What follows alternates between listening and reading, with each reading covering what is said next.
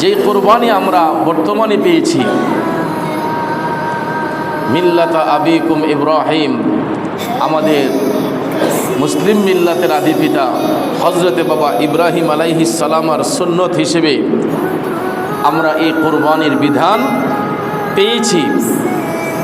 যেখানে পশু কোরবানি হচ্ছে সেখানে তো পশু কোরবানি হওয়ার কথা ছিল না, কারণ ইব্রাহিম আলাইহিস সালাম তিনি এমনই একজন আল্লাহর পয়গম্বর ছিলেন, উনি এই পৃথিবীতে আসার পরে যখন মা হাজেরা রাদিয়াল্লাহু তাআলা আনহার সাথে দাম্পত্য জীবন অতিবাহিত করছেন, করতে করতে করতে এমন একটা পর্যায়ে চলে আসলো তাদের ঔরসে কোনো সন্তানাদি নেই। তখন অপেক্ষা করতে করতে এমন একটা বয়সে উপনীত হলেন, যেই বয়সে একজন পুরুষ বাচ্চা জন্ম দেওয়ার সক্ষমতা রাখে না এবং একজন নারীও তার গর্ভে সন্তান ধারণ করার মতো ক্ষমতা রাখে না। এটাই চিরন্তন সত্য যে আল্লাহ রাব্বুল আলামিন যদি ইচ্ছে করেন তাহলে বার্ধক্যজনিত বয়সও যদি আমরা উপনীত হই, আল্লাহ চাইলে তখনও আমাদের মাধ্যমে এই পৃথিবীতে সন্তানের জন্ম দিতে পারেন। কথা বলেন ঠিক কিনা? কোনো মুফাসসির বলেছেন ইব্রাহিম আলাইহিস সালামের বয়স ছিল 92 বছর, মা হাজেরার বয়স ছিল প্রায় 63 বছর। বলুন, এই বয়সে কি কোনো পিতা কোনো মা বাচ্চা জন্ম দেওয়ার ক্ষমতা রাখে? কিন্তু আল্লাহ চাইলে রাখতে পারেন। কিসের মাধ্যমে? সূরা সাফফাতের 37 নম্বর আয়াতে পাকে এখানে আয়াত এসেছে, যেই অ্যাপ্লিকেশনটা ছিল ইব্রাহিম আলাইহিস সালামের, তিনি আল্লাহর কাছে প্রার্থনা করেছিলেন, বিসমিল্লাহির রহমানির রহিম, রব্বি হাবলি মিনাস সলিহিন। জীবনের শেষ প্রান্তে এসে তিনি আল্লাহর কাছে অ্যাপ্লিকেশন করলেন, আয় আল্লাহ, আমাকে সলিহিনদের অন্তর্ভুক্ত, নেককারদের অন্তর্ভুক্ত একটা সন্তান তুমি দান করো। সুবহানাল্লাহ বলেন। তিনি ইখলাসের নিয়তে আল্লাহর কাছে অ্যাপ্লিকেশন করলেন, রব্বি হাবলি মিনাস সলিহিন, আয় আল্লাহ, নেককারদের মধ্য হতে আমাকে একটা সন্তান তুমি দান করো। আল্লাহ রাব্বুল আলামিন হযরতে বাবা ইব্রাহিম আলাইহিস সালামের এই অ্যাপ্লিকেশনকে আল্লাহ রাব্বুল আলামিন কবুল করে নিয়েছেন। সঙ্গে সঙ্গে এই অ্যাপ্লিকেশন কবুল করিয়া মা হাজেরার গর্ভে আল্লাহ রাব্বুল আলামিন কলিজার টুকরা সন্তান শিশু ইসমাঈল আলাইহিস সালামকে দান করলেন। জুড়ে বলুন সুবহানাল্লাহ। আপনারা বলুন যে শেষ বয়সে, এমন একটা বয়সে তিনি সন্তান পাবেন, এই আশায় কোন বাবা খুশি না হবে, কোন মায়ের মনে আনন্দ না হবে। এক পর্যায়ে শিশু ইসমাঈল আলাইহিস সালামের জন্ম হল দুনিয়ার জমিনে। তিনি যখন ভূমিষ্ঠ হলেন, আল্লাহ রাব্বুল আলামিনের অশেষ দয়ার বরকতে ইব্রাহিম আলাইহিস সালাম তখন তিনি শাম দেশের মধ্যে অবস্থান করেছিলেন। যখন সন্তানের জন্ম হলো, আস্তে আস্তে মা বাবার ভালোবাসায় যখন তিনি বড় হতে লাগলেন, আল্লাহ রাব্বুল আলামিন আদেশ করলেন, ইব্রাহিম, তুমি তোমার বিবি বাচ্চা নিয়ে এমন একটা নির্জন জায়গার মধ্যে চলে যাও, যাতে কেউ তোমাদের দর্শন না পায়, কেউ যাতে তোমাদের দর্শন না পায়। আল্লাহ রাব্বুল আলামিনের আদেশে ইব্রাহিম আলাইহিস সালাম মক্কা নগরীর মধ্যে এমন একটা জায়গায় আসলেন, যেই জায়গার মধ্যে অন্য কোনো মানুষের বসবাসের উপযোগী ছিল না। সুবহানাল্লাহ বলেন। এমন একটা জায়গায় আসলেন যেখানে বসবাসযোগ্য জায়গা নয়, এত নিরবচ্ছিন্ন একটা জায়গা, নিরবিচ্ছিন্ন একটা জায়গা যেখানে কোনো লোক সমাগম নেই। ঠিক এই জায়গার মধ্যে তিনি এসে অবস্থান করলেন। আস্তে আস্তে শিশু ইসমাঈল আলাইহিস সালাম মা বাবার স্নেহ ভালোবাসায় তিনি বড় হতে লাগলেন। আস্তে আস্তে আস্তে আস্তে বড় হতে যখন লাগলেন, ইসমাইল আলাইহিস সালামের বয়স যখন প্রায় 9 বছর হলো, কয় বছর? 9 বছর যখন হয়ে গেল, হঠাৎ একদিন রাতের বেলা বাবা ইব্রাহিম আলাইহিস সালাম তিনি যখন ঘুমের ঘরে গেলেন, স্বপ্নে দেখতেছেন আল্লাহ রাব্বুল আলামিন ওনাকে আদেশ করলেন, হে ইব্রাহিম, তোমার প্রিয় বস্তু আল্লাহর রাহে কোরবানি করো। সুবহানাল্লাহ বলেন। আপনারা বলুন, নবীদের স্বপ্ন কি মিথ্যা হতে পারে? নবীগণ যা দেখেন সেটা আল্লাহ রাব্বুল আলামিনের কুদরতি ইশারায় দেখেন। নবীগণের স্বপ্ন কখনো মিথ্যে হতে পারে না। ইব্রাহিম আলাইহিস সালাম স্বপ্নাদিষ্ট হলেন। আল্লাহ তাআলা আদেশ করলেন, ইব্রাহিম, তোমার প্রিয় বস্তু আল্লাহর রাহে কোরবানি করো। সাথে সাথে তিনি জাগ্রত হইয়া 100 উট আল্লাহর রাহে কোরবানি করলেন। সুবহানাল্লাহ বলেন। আল্লাহ রাব্বুল আলামিন আবার আদেশ করলেন, ইব্রাহিম, তোমার এই কোরবানি গ্রান্টেড হয় নাই, তুমি তোমার প্রিয় বস্তু আল্লাহর রাহে কোরবানি করো। তখন তিনি আরো 100 উট কোরবানি করলেন। এই রকম ভাবে 3 রাত্র তিনি স্বপ্নে দেখলেন। আল্লাহ তাআলা বলেন, ইব্রাহিম, তোমার কোরবানি হয় নাই, আমি চাই তোমার প্রিয় বস্তুটা তুমি আল্লাহর রাহে কোরবানি করো। তখন একে একে 300 উট কোরবানি করার পরে তিনি দেখলেন আল্লাহর কাছে কোরবানি গ্রান্টেড হয় না। তখন ইব্রাহিম আলাইহিস সালাম তিনি ভাবতে লাগলেন, আমি যদি 3000 উটও যদি কোরবানি করি, তারপরও তো দেখি আমার কোরবানি আল্লাহর কাছে গ্রান্টেড হবে না। তাইলে নিশ্চয়ই আল্লাহ রাব্বুল আলামিন আমার শিশু ইসমাইলকে আল্লাহর রাহে কোরবানি করার জন্য আদেশ করেছে। বন্ধুরা আমার, বাবাজিরা, 4র্থ রাতে ঠিকই তিনি এই আদেশ পেলেন যে তোমার ইসমাইলকে আমি আল্লাহর রাহে কোরবানি করো। স্বপ্ন থেকে জাগ্রত হইয়া ইব্রাহিম আলাইহিস সালাম টপ টপ করে চোখের পানি ছেড়ে কান্না করতেছেন, আয় আল্লাহ, কি মহা পরীক্ষার মধ্যে আমি ইব্রাহিমকে তুমি ফেলেছো। আল্লাহ, তোমার আদেশ তো বাস্তবায়ন করতে হবে। আবার তিনি ভাবতেছেন, আমি পিতা হইয়া কেমনে আমার শিশু ইসমাইলকে বলবো যে তোমাকে আল্লাহর রাহে কোরবানি করব। আল্লাহু আকবার। তিনি ভাবতেছেন যে আমি পিতা হয়ে কিভাবে পুত্রের কাছে শেয়ার করব যে আমি তোমাকে আল্লাহর রাহে জবাই করব, আল্লাহর রাহে তোমাকে কোরবানি করব। আবার ভাবতেছেন বাচ্চার মাকেই বা কিভাবে বলবো যে আমি সন্তানকে আল্লাহর রাহে কোরবানি করব। তিনি এটা ভাবতেছেন, টেনশন করতেছেন। এক পর্যায়ে তিনি ভাবলেন যে না, আমি ইসমাইলকে বলেই ফেলবো যে এই ব্যাপারে তার মতামত কি।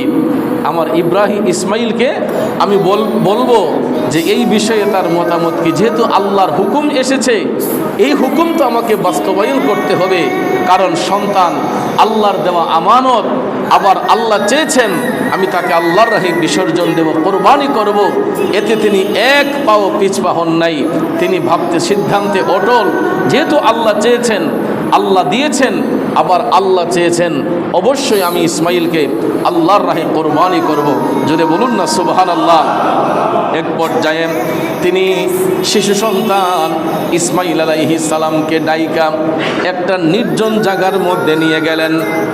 ইব্রাহিম আলাইহিস সালাম আপন পুত্র শিশু ইসমাইলকে ডেকে বলতেছেন, হে ইসমাইল, বাবা, তোমার সঙ্গে একটা পরামর্শ করতে চাই। তখন তিনি সন্তানকে ডেকে বললেন, ইসমাইল, আমি স্বপ্নাদিষ্ট হয়েছি, আল্লাহ রাব্বুল আলামিনের চান তোমাকে আল্লাহর রাহে কোরবানি করি। এই ব্যাপারে তোমার মতামত কি? সুবহানাল্লাহ কোন। এই ব্যাপারে তোমার মতামত কি? ভাইয়ের আমার, বন্ধুরা আমার, ইব্রাহিম আলাইহিস সালাম কলিজার টুকরা সন্তানকে তিনি বলতেছেন যে আমি স্বপ্নে আদিষ্ট হয়েছি, তোমাকে আল্লাহর রাহে কোরবানি করব। এই ব্যাপারে তোমার কি কোনো অভিমত আছে? তোমার মতামত আমি জানতে চাচ্ছি। দেখেন কেমন পিতার কেমন পুত্র। শিশু ইসমাইল আলাইহিস সালাম ডাক দিয়ে বলতেছে, আব্বা, যদি আল্লাহর পক্ষ থেকে হুকুম আসে তাইলে আপনি দেরি করছেন কেন? আল্লাহর হুকুম বাস্তবায়ন করার জন্য আপনি এক পাও পিছপা হবে, আপনি একটু পিছপা হবেন না। আপনি সর্বরকম প্রত্যেক পদক্ষেপ গ্রহণ করুন, অবশ্যই আপনি আমাকে ধৈর্যশীলদের অন্তর্ভুক্ত পাবেন। সাতাজাদুনি ইনশাআল্লাহ, অবশ্যই আপনি আমাকে ধৈর্যশীলদের অন্তর্ভুক্ত পাবেন। আপনি আল্লাহর হুকুম বাস্তবায়ন করতে একটুও পিছপা হবেন না, একটু আপনি পিছপা হবেন না। অবশ্যই যদি আল্লাহর পক্ষ থেকে আদেশ আসে, আপনি আমাকে ধৈর্যশীলদের অন্তর্ভুক্ত পাবেন। ইব্রাহিম আলাইহিস সালামের চেতনাটা একটু মজবুত হলো, যাক আমার পুত্র যেহেতু রাজি আছে, তাইলে আমার কাজ সহজতর হবে। তখন তিনি ভাবলেন যে মা হাজেরাকে আমি কিভাবে বলবো যে তোমার সন্তানকে আমি কোরবানি করে ফেলবো। তখন ভাইয়ার আমার তিনি ভাবলেন যে না, এইভাবে বলা যাবে না, কারণ ইসমাইলকে মার কাছ থেকে অনেকটা দূরে নিয়ে যেতে হবে, তার মায়ের চোখের সামনে থেকে অনেকটা দূরে নিতে হবে। যদি মা হাজেরা জানতে পারে যে আমি তাকে কোরবানি করব, তখন হাজেরা এই কোরবানি করতে গিয়ে আমাকে বাধা প্রদান করতে পারেন। তখন ভাইয়ার আমার আমি সংক্ষেপ করে বলে যাচ্ছি সময়ের দিক বিবেচনা করে। তো ইব্রাহিম আলাইহিস সালাম ওনার সহধর্মিনী হাজেরা রাদিয়াল্লাহু তাআলা আনহাকে গিয়ে বললেন যে ইসমাইলকে সুন্দর করে সাজিয়ে দাও, তাকে নিয়ে আমি একটু বেড়াতে যাব। সুবহানাল্লাহ বলেন। হাজেরা ইসমাইলকে সাজিয়ে দাও, আমি তাকে নিয়ে বেড়াতে যাব। এই কথা বলার পরে বাবার সাথে সন্তান যাবে, মার তো কোনো আপত্তি থাকতে পারে না, ঠিক না ঠিক? মার কোনো আপত্তি থাকতে পারে না। সাথে সাথে মা হাজেরা কলিজার টুকরার সন্তান শিশু ইসমাইল আলাইহিস সালামকে সুন্দর করে পোশাক পরিধান করে সুগন্ধি লাগিয়ে তিনি দিয়ে দিলেন ইব্রাহিম আলাইহিস সালামের কাছে, যাও বাপ বেটা গিয়ে বেরিয়ে আসো, বেড়াতে যাও, তোমরা বেরিয়ে আসো।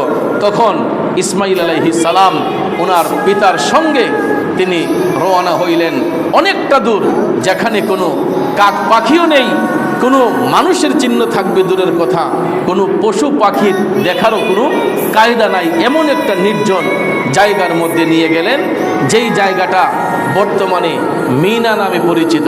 সুবহানাল্লাহ বলেন। যেই জায়গাটা মিনা নামে পরিচিত।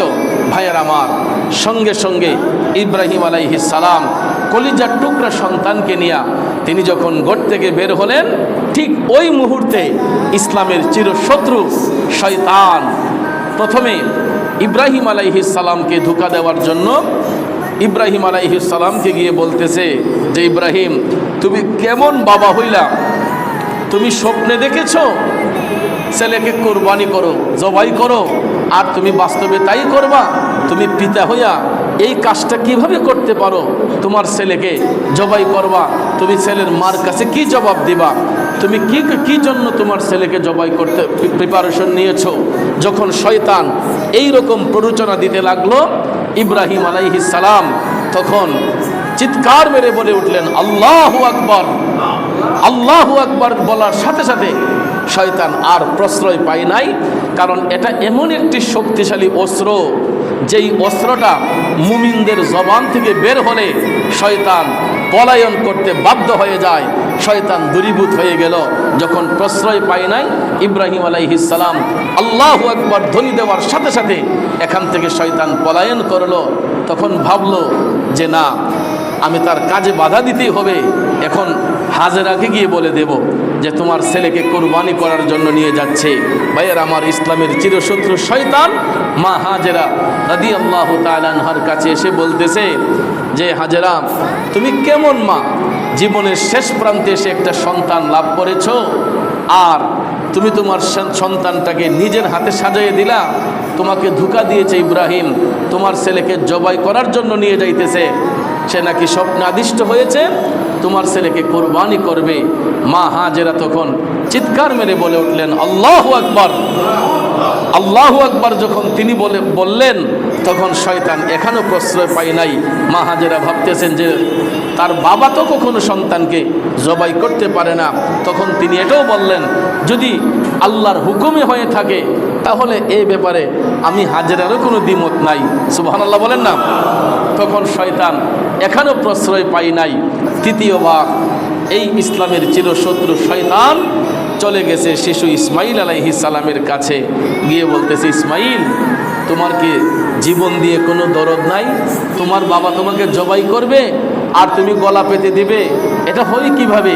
তুমি তোমার বাবাকে বাধা প্রদান করো যাতে তোমাকে জবাই না করে, কারণ তুমি শুধু দুনিয়াতে এসেছো, তোমার শৈশব, তোমার বাকি জীবন রয়েছে, তুমি বাধা প্রদান করো তোমার বাবাকে। যখন শয়তান যখন ইসমাইল আলাইহিস সালামকে বাধা দিতে গেল, তখন তিনিও বলে উঠলেন, আল্লাহু আকবার। এমন একটা শক্তিশালী অস্ত্র, এটা প্রয়োগ করার সাথে সাথেই শয়তান পালিয়ে যায়। ভাইয়ের আমার, শয়তান যখন পালিয়ে গেল, তিনজনের কোনো একজনকে প্রশ্রয় দেয় নাই, তিনজনের কোনো একজনকে বাধা প্রদান করতে পারে নাই। শয়তান দূরীভূত হয়ে গেল। আর যেই তিনটা জায়গার মধ্যে শয়তান বাধা প্রদান করেছিল, সেই তিনটা জায়গার মধ্যেই পৃথিবীর লক্ষ লক্ষ হাজী সাহেবানাগণ এই শয়তানকে যে পাথর মারে, এই কারণে তিনটা পাথরের মধ্যে দেখবেন আমরা, তিনটা জায়গার মধ্যে হাজী সাহেবরা দেখবেন পাথর মারে মিনাতে। আমরা যখন মুজদালিফা থেকে ফজরের নামাজ পড়েই আস্তে আস্তে দিনের আলো দেখার সাথে সাথেই আমরা পাথর সংগ্রহ করে, রাতের বেলা সংগ্রহ করে ফজরের নামাজ পড়ার পরেই মুজদালিফায় আর কোনো হাজী সাহেবানা থাকে না, সবাই শয়তানকে পাথর নিক্ষেপ করার জন্য তারা রওনা হয়ে যায়। তখন ভাইয়ের আমার, ইব্রাহিম আলাইহিস সালাম শিশু ইসমাইল আলাইহিস সালামকে ঐতিহাসিক মিনার ময়দানে নিয়ে গেলেন। ঐতিহাসিক মিনার ময়দানে নিয়ে গেলেন। ওই দিন ছিল 10 জিলহজের দিন। সুবহানাল্লাহ বলেন। 10 জিলহজের দিন ইব্রাহিম আলাইহিস সালাম উনি সমস্ত প্রিপারেশন কমপ্লিট। ধারালো একটা ছুরি নিলেন, ইস্পাতের মতো হীরা হইতে ধার। ভাইয়ের আমার, এই একটা ছুরি নিয়ে ইব্রাহিম আলাইহিস সালাম আপন পুত্রকে মিনার জমিনে নিয়ে শোয়াইলেন। সুবহানাল্লাহ বলেন। মিনার জমিনে নিয়ে শোয়াইছেন পরে ইসমাইল আলাইহিস সালাম বলেছে, আব্বা, আপনি যে আমার হাত পাগুলা খোলা রাখলেন, যদি আমার গলার মধ্যে ছুরি লাগান, যন্ত্রণার কারণে আমার হাত পা নড়তে পারে, তখন আপনার কষ্ট হবে, আপনার উপরে রক্তের ফোঁটা ছিটকে পড়তে পারে। আপনি একটা কাজ করুন, আমার হাত পায়ের মধ্যে রশি বাঁধেন, যাতে করে আমি নড়াচড়া করতে না পারি। দেখেন কেমন পুত্র, কেমন বাবা, কেমন বাবার কেমন পুত্র বাবাকে সহযোগিতা করছে যে আল্লাহর আদেশ আপনি পালন করবেন, আপনি আমার হাত পাগুলা বেঁধে দেন। হাত পাগুলা বেঁধে দেওয়া হলো। শিশু ইসমাইল আলাইহিস সালামের হাত পা বেঁধে দেওয়া হলো। প্রথমে তিনি চিতে শুয়েছিলেন। ইব্রাহিম আলাইহিস সালাম যখন পুত্রের গলার মধ্যে ছুরি দিবেন, এমন সময় দেখা যায় পিতা পুত্রের পেজটা বরাবর হয়ে যাচ্ছে। শিশু ইসমাইল তখন ডেকে বললেন, বাবা, আপনার মুখ আমার মুখের বরাবর, আপনি যখন আমার গলার মধ্যে ছুরিটা চালাইবেন, আমার মুখের দিকে তাকাইলে আপনার হয়তো মায়া হয়ে যেতে পারে, আপনার হয়তো দরদ বাড়তে পারে। তাইলে যদি আপনার দরদ বেড়ে যায়, আমি আপনার সন্তান, আমাকে জবাই করার সময় মুখটা যদি বরাবর হয়ে যায়, তাইলে তো আপনি আপনার হুকুম বাস্তবায়ন করতে পারবেন না। তার চেয়ে বরং আপনি আমাকে উপর করে শোয়া দেন, কাত করে শোয়া দেন, যাতে আপনার মুখ আমার মুখের বরাবর না হয়, আপনার মুখ যাতে বরাবর না হয়, আমারে কাত করে শোয়া দেন, তাইলে আপনার হুকুম আপনি সঠিকভাবে পালন করতে পারবেন। দেখেন কতটুক সহযোগিতা শিশু ইসমাইল আলাইহিস সালাম তার বাবাকে করতেছেন। বন্ধুরা আমার, বাবাজিরা, সাথে সাথে ইব্রাহিম আলাইহিস সালাম তাই করলেন। শিশু ইসমাইলকে কাত করে শোয়াইয়া এই ধারালো ছুরিটা যখন পুত্রের গলার মধ্যে ধরবেন, আল্লাহ রাব্বুল আলামিন এই ছুরির মধ্যে আল্লাহ রাব্বুল আলামিন পিতল লাগাইয়া দিছে। আল্লাহ রাব্বুল আলামিন এই ছুরির মধ্যে পিতল লাগাইয়া দিছে। ছুরি লাগাইয়া যখন সন্তানের গলার মধ্যে যখন তিনি টান দিবেন, জবাই করবেন, ঠিক ওই মুহূর্তে আল্লাহ রাব্বুল আলামিন ফেরেশতা জিবরাইলকে ডেকে বলতেছেন, জিবরাইল, ও জিবরাইল, তাড়াতাড়ি যাও, জান্নাত থেকে একটা দুম্বা নিয়ে হাজির হয়ে যাও। আমার ইব্রাহিম তার পরীক্ষায় জয়লাভ করেছে। হে ইব্রাহিম, আমার ইব্রাহিম পরীক্ষায় জয়লাভ করেছে। হে জিব্রাইল, তুমি আর দেরি করো না, তাড়াতাড়ি করে জান্নাত থেকে দুম্বা নিয়ে হাজির হয়ে যাও। আমার ইব্রাহিম তার সন্তানের গলার মধ্যে ছুরি চালাইয়া দিছে, তুমি তাড়াতাড়ি যাও, আমি ছুরির মুখে পিতল লাগাইয়া দিছি যাতে আমার ইসমাইলের গলা দ্বিখণ্ডিত না হয়, তুমি তাড়াতাড়ি জান্নাত থেকে দুম্বা নিয়ে হাজির হয়ে যাও। সাথে সাথে জিব্রাইল আলাইহিস সালাম জান্নাতি দুম্বা নিয়ে যখন তিনি আসমান থেকে অবতরণ করছেন, তখন শিশু ইসমাইলের গলায় ছুরি লাগানো। এমন সময় জিব্রাইল আলাইহিস সালাম আসমান থেকে তিনি ডাক দিলেন, আল্লাহু আকবার, আল্লাহু আকবার। তখন সঙ্গে সঙ্গে জমিন থেকে ইব্রাহিম আলাইহিস সালাম তিনিও তখন ডাক দিয়ে বললেন, লা ইলাহা ইল্লাল্লাহু আল্লাহু আকবার। সঙ্গে সঙ্গে ইব্রাহিম যখন এই কথা বললেন, শিশু ইসমাইল বলতেছেন, ওয়ালিল্লাহিল হামদ, আল্লাহু আকবার বলেন। তিনজনের এই শব্দটাকে একত্রিত করে, যেটা আমরা আইয়ামে তাশরিকের এই ধ্বনিগুলো আমরা এই মাহে জিলহজের 10 তারিখ 9 জিলহজের ফজর থেকে এই 13ই জিলহজ আসর পর্যন্ত আমরা এই তাকবীরে তাশরিক, আল্লাহু আকবার, আল্লাহু আকবার, আল্লাহু আকবার, লা ইলাহা ইল্লাল্লাহু, আল্লাহু আকবার, আল্লাহু আকবার, ওয়ালিল্লাহিল হামদ, এই যে এই তাকবীরটা দেই, এটা কিসের কারণে দেই? কারণ ইব্রাহিম আলাইহিস সালাম সন্তানের গলায় যখন ছুরি চালাবেন, ঠিক ওই মুহূর্তে প্রথমে জান্নাত থেকে দুম্বা নিয়ে যখন জিব্রাইল আসছেন, তিনি আসমান থেকে আওয়াজ দিলেন, আল্লাহু আকবার, আল্লাহু আকবার, আল্লাহু আকবার। ইব্রাহিম আলাইহিস সালাম বলেন, লা ইলাহা ইল্লাল্লাহু, আল্লাহু আকবার। ইসমাইল আলাইহিস সালাম বললেন, আল্লাহু আকবার, ওয়ালিল্লাহিল হামদ। এই তিনজনের এই তাকবীরকে একত্রিত করে একটা তাকবীর রচনা করা হয়েছে, যেটাকে বলা হয় তাকবীরে তাশরিক। এটা আইয়ামে তাশরিকের দিনে আমরা এই তাকবীরগুলো আমরা পাঠ করি। সঙ্গে সঙ্গে শিশু ইসমাইল আলাইহিস সালামের জায়গায় জান্নাতে দুম্বা এনে হাজির করা হলো, আর ওই দুম্বাটাই আল্লাহর রাহে কুরবানি হয়ে গেল। ভাইয়ার আমার, বন্ধুরা আমার, পুরস্কার স্বরূপ তখন আল্লাহ আদেশ করলেন, জিব্রাইল বলে দাও যে এই কুরবানি আল্লাহর কাছে গ্রান্টেড হয়েছে, ইব্রাহিমের কোরবানি গ্রান্টেড হয়েছে, যেই কারণে এই জান্নাতি দুম্বা, এই দুম্বার গোশত তারা যেন ভক্ষণ করে কিয়ামত পর্যন্ত। ইব্রাহিমের অনুসারী যারা, আমরা যারা মুসলিম মিল্লাতের আদিপিতা ইব্রাহিম আলাইহিস সালামের সন্তান, ইব্রাহিমের সন্তানরা কিয়ামত পর্যন্ত তারা এই কোরবানি আল্লাহর রাহে করবে। 10 জিলহজ, তারপরে 13 জিলহজ পর্যন্ত কোরবানি করা যায়। এটা ফুকাহে কেরাম জায়েজ করেছেন। শুধু 10 জিলহজ নয়, কোরবানির আরও 2-3 দিন আমরা কোরবানি করতে পারি আল্লাহর রাহে। এটা করলে আমাদের ওয়াজিব আদায় হয়ে যায়।